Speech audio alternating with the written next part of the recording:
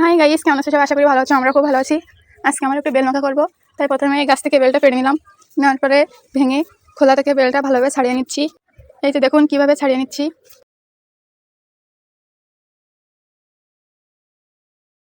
বেলটা ছাড়ানো প্রায় প্রায় শেষ। এবার বেলটা একটা পাত্রে রেখে দিয়েছি।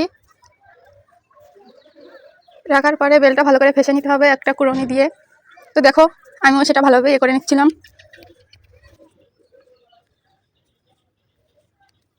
এই যে দেখো আমার বেলটা প্রায় প্রায় করা শেষ। এই যে দেখো কতগুলো হয়েছে। এবার বেলটা মাখা করবো। তো প্রথমে তেঁতুল আর ঝাল নিয়ে নিলাম, তারপর একটু লবণ দিয়ে নিলাম,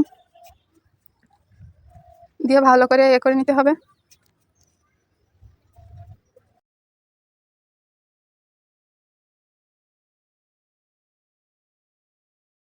তারপর ঝাল আর লবণের সাথে তেঁতুলটাও দিয়ে দিলাম, দিয়ে ভালো করে বেলের সঙ্গে মাখাচ্ছিলাম।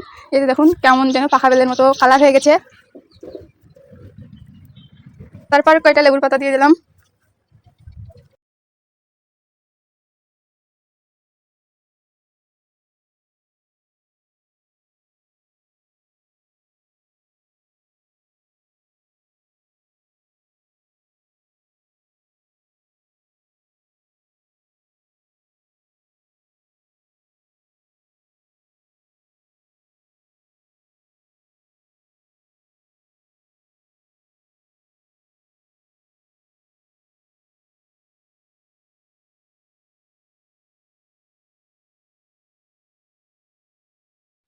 লেবুর পাতা দিয়ে ভালো করে মেখে নিচ্ছিলাম যাতে লেবুর ঘ্রাণটা ভালোভাবে বের হয়।